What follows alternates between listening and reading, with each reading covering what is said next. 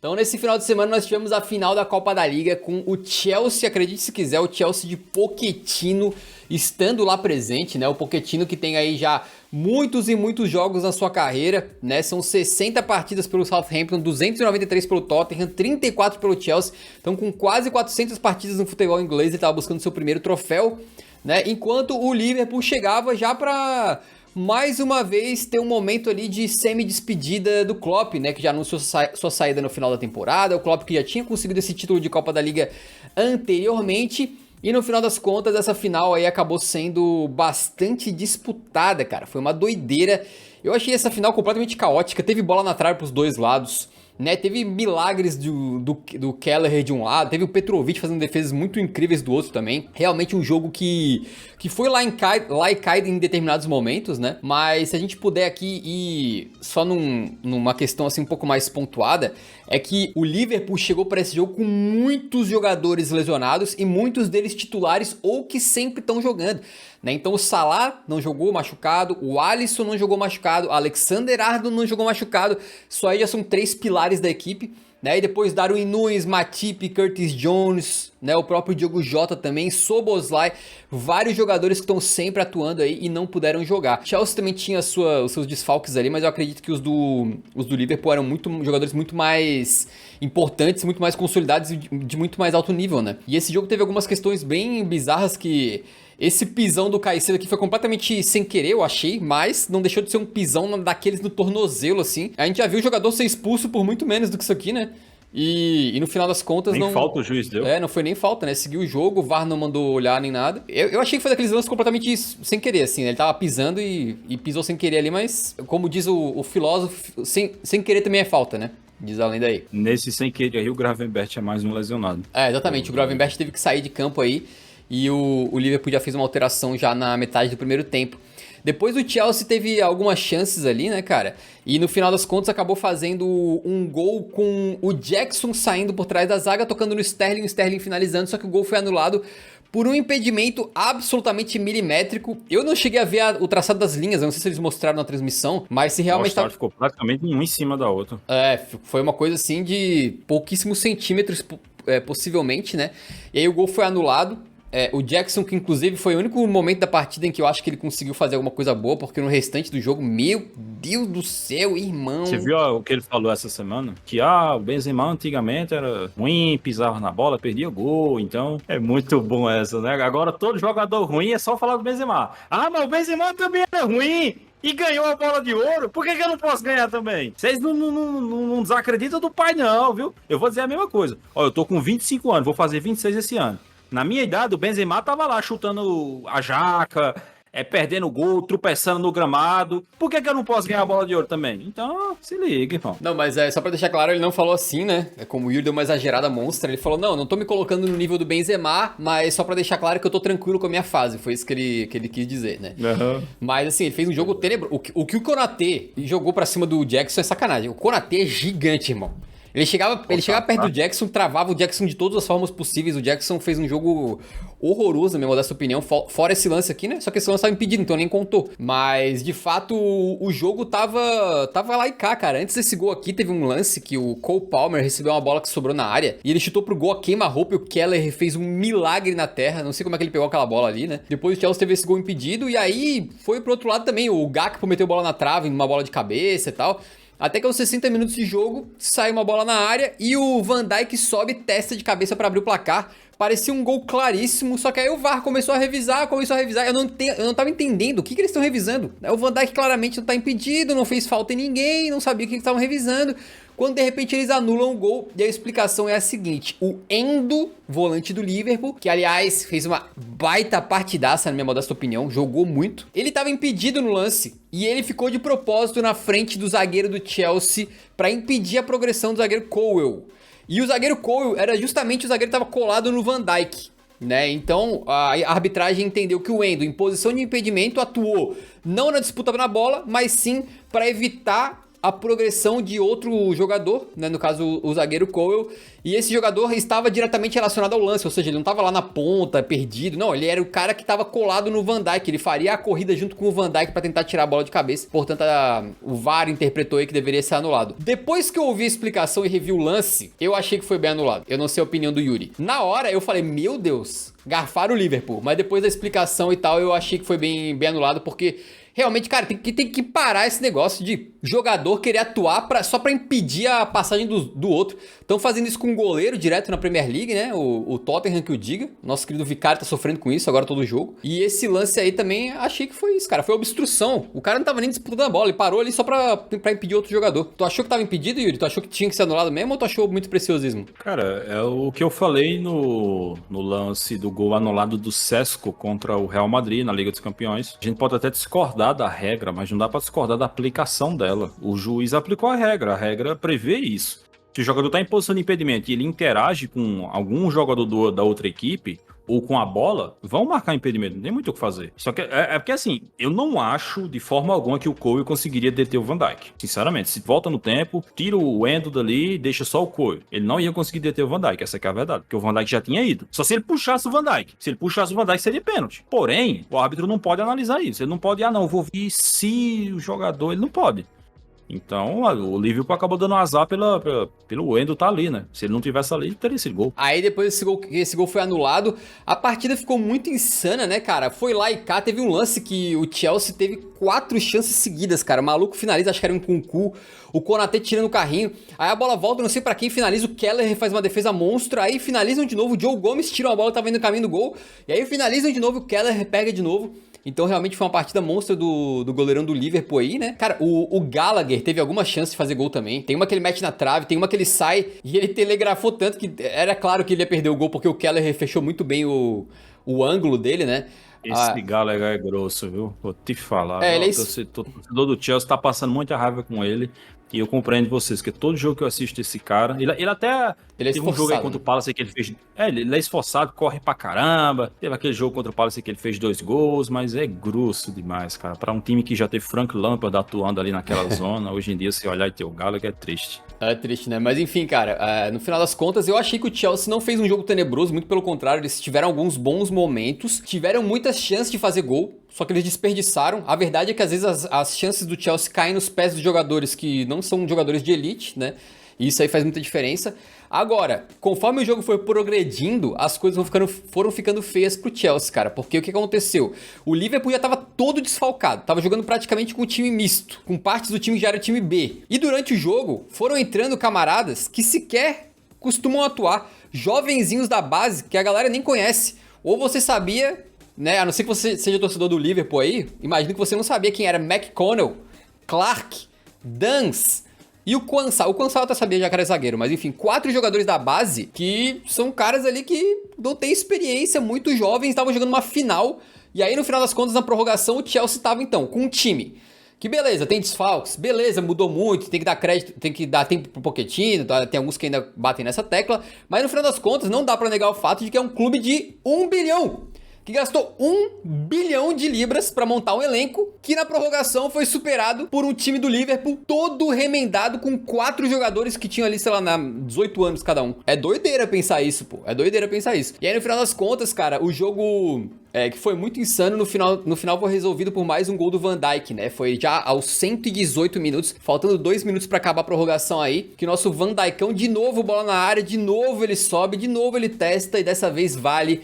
E ele resolve o jogo com um gol marcado mais tarde na história aí das finais de Copa da Liga desde 1977. Então realmente impressionante, dando o título pro Liverpool mais uma vez, né? Com já sendo aí a 10ª taça de Copa da Liga dos Reds, sendo que é a 2ª vencida pelo Jürgen Klopp e já botando aí mais uma etapa nesse legado monstruoso do treinador alemão por lá. Apesar de ter sido a 3ª final entre Chelsea e Liverpool desde 2022, que terminou 0-0 no tempo normal, foi um jogo bem bom. Com toda certeza essa final foi bem melhor do que as duas de 2022, né? Porque para quem não lembra, esses dois times decidiram a FA Cup e a Copa da Liga na temporada 21-22. E o Liverpool venceu as duas finais no mesmo roteiro. 0-0 tempo normal, 0-0 prorrogação, nos pênaltis o Liverpool levou. Dessa vez parecia que seria exatamente igual, né? Tava indo pros pênaltis ali, mas o Van Dijk acabou resolvendo. Apesar do 0-0 persistir durante quase todo o jogo, achei que foi um jogo bem bom. Achei que foi um jogo bem divertido. O Chelsea conseguiu competir bem melhor do que eu imaginava. Que assim, a gente viu o Chelsea conseguir competir contra o City naquele modo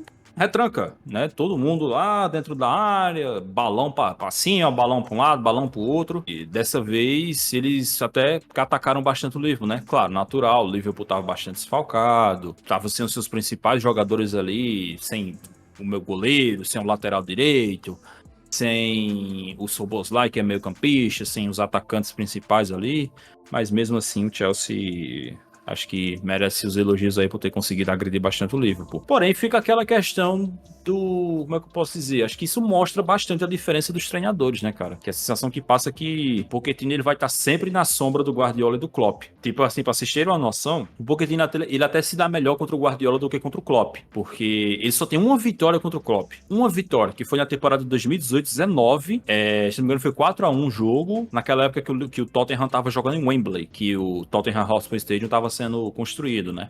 E aí o Tottenham tava jogando em Wembley, eles venceram o Liverpool. Todos os outros jogos entre eles dois, ou foi empate ou o Liverpool venceu, incluindo a final da Liga dos Campeões em 2019. Então é uma freguesia gigantesca aí entre esses dois treinadores. Mesmo com o Klopp tendo que se virar com um jogador jovem pra um guri lá no banco de reservas do Liverpool que tinha 16 anos de idade. Ele nunca nem jogou uma partida profissional e já tem um título que o Harry Kane não tem. Pra vocês verem como é esse mundo do futebol. Mas mesmo assim, com todos os problemas, o Klopp conseguiu superar o Pochettino, que tava com um elenco assim que... você pode até olhar pro elenco do Chelsea e dizer, pô, esse não é um elenco de 1 bilhão de euros. Não é, isso é fato. Tem vários jogadores ali no Chelsea que foram superfaturados, digamos assim. Acho que um que todo mundo concorda é o Caicedo. É bom volante? É jovem?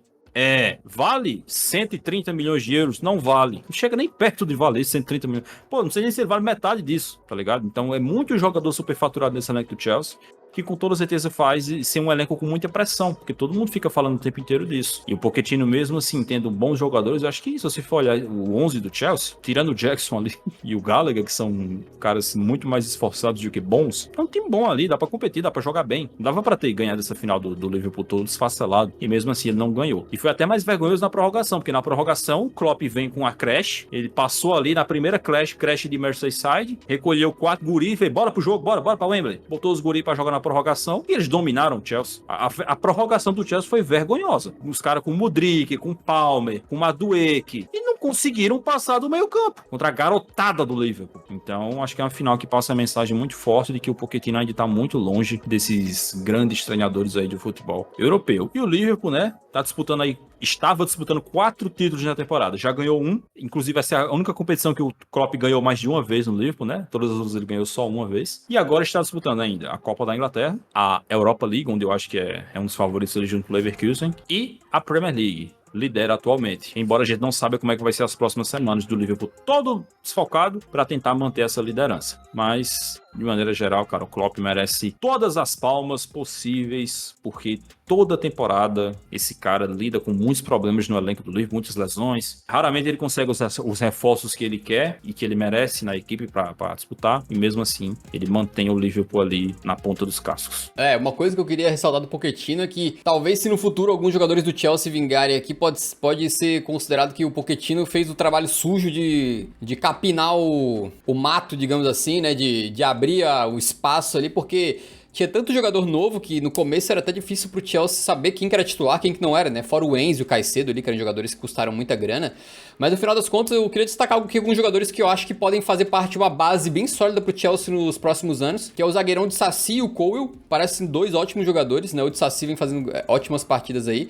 O Malo Gusto, se tem um cara que se salvou nessa final do Chelsea, é o Malo Gusto, jogou muito bem o ponta direita, o lateral direito, desculpa, eu achei, foi muito, muito bom. O Palmer claramente também é um jogador que tá mais pronto do que a gente imaginava, né, quando ele tava no City lá, recebendo poucas chances aqui a colar, o Chelsea foi, pagou 40 conto nele, e a gente ficou, pô, será que vale? O guri mal tava jogando tanto assim, mas realmente acho que ele é um jogador já com uma capacidade incrível. Inclusive, é ele, por exemplo, que dá um passe perfeito pra decidir o jogo pro Gallagher fazer o gol e o Gallagher perde, né? O Enzo Fernandes é craquinho, né? Se botar uma posição correta ali pra ele é craquinho também. Então tem pelo menos uns 5 jogadores aí que podem fazer parte de uma base pro Chelsea. O goleirão Petrovic meio que foi um achado, né? Não era nem pro cara tá jogando. Lesionou lá o nosso querido Robert Sanchez. O bicho tá pegando bem também, o Petrovic. Então tá botar aí alguns jogadores do Chelsea pra destacar, mas de fato o Liverpool mais uma vez. E aí, cara, quando levantaram a taça foi muito especial, né? O Klopp já naquele momento de encheu de lágrima, viu? de semi-despedida, e aí o Van Dijk, geralmente é o capitão que levanta a taça, né, mas ele chamou o Klopp lá, os dois levantaram a taça meio que juntos, assim, foi bem bacana. Cada jogo é uma despedida, né? Porque você tá contando os jogos ali, sabendo que cada jogo que passa é menos um jogo do Klopp no Liverpool, né? E até pra quem não é torcedor, cara, quase 10 anos aí, né, do Klopp na Premier League, né? Ele mudou bastante o panorama do campeonato, né? Até porque se não fosse o Klopp, o City tava com 6 títulos seguidos da Premier League. Realmente vai ser uma mudança de era grande aí que o futebol inglês vai passar. Queres comentar mais alguma coisa sobre essa partida? Só fazer os elogios devidos ao atleta Virgil van Dijk, o melhor zagueiro da temporada 2023-2024. Um cara que depois de todo o escarcéu na temporada 18-19, naquela questão de disputar a bola de ouro com o Messi, virou meio que fama você falar mal do Van Dijk hoje em dia, né? As pessoas aí mundo afora adoram. Ah, não, porque o Van Dijk pra mim é superestimado, porque o Van Dijk não dá bote, porque o Van Dijk não marca ninguém, porque o Van Dijk só tem pose. Eu já vi gente dizer assim, com todas as palavras, que o Van Dijk só tem pose. É um dos caras que o Klopp mais confia na vida dele, é titular do Liverpool desde 2018, mas é só porque ele é massa no vestiário. Pera lá, né, meu irmão? Ó, com todo carinho, eu vou falar até assim, com o máximo de respeito que eu vou conseguir falar. O cara que assiste o Liverpool jogar desde 2018 e acha que o Van Dijk não é um monstro de zagueiro, você no mínimo, no mínimo, precisa começar a repensar a sua maneira de consumir o futebol. De você olhar um zagueiro como o Van Dijk e conseguir dizer que ele só joga com pose, que ele não marca ninguém, que ele só olha, porque tem gente que também fala isso, o Van Dijk só olha as jogadas. Ah, nossa, ele virou a bunda no gol do Vinícius Júnior na final da Champions, queria que ele fizesse o quê ali? Que ele desse uma linguada na bola, a bola passou atrás dele. A bola passou atrás do cara. Vocês queriam que ele fizesse o quê? Enfim. Então aí tá aí, senhor Lorde de Merseyside, Virgil van Dijk, fazendo mais uma temporada brutal pra conta dele. Mais uma. E é o melhor zagueiro dessa temporada. Doa a quem doer. Então tá aí, cara. Eu acho que ele fez uma partida grande. Cara, tem um lance que mostra muita experiência, assim, né? Eu acho que tá vindo uma bola na ponta direita. E é tipo assim, o Chelsea claramente poderia criar uma chance de gol ali. E ele simplesmente, em vez de continuar correndo, ele dá uma paradinha. Na hora que o passe vem, ele só bate o pé na frente assim, intercepta uma bola que era uma jogadaça do Chelsea ali pra ter alguém chance de finalizar, né? Jogou muito bem o Van Dijk, inclusive fez 2 gols pra valer 1. E o Konaté também queria ressaltar, que eu acho que fez uma partidaça absurda o Konaté. Ele é muito bom zagueiro também. Também, tá jogando muito. É. E nessa semana ele decidiu 2 jogos importantes, porque contra o Luton é o Van Dijk quem faz o gol de empate, quando o Liverpool tava perdendo. Mas assim, também tem o lado oposto, né? Só pra encerrar o debate, também tem o lado oposto, né, Yuri? Não sei se tu viu, eu vi nas redes sociais uma galera assim... Van Dijk, o melhor defensor da história. Mas assim, o cara não tava brincando não, ele tava falando sério, né? Tem uma galera que se empolga também, né?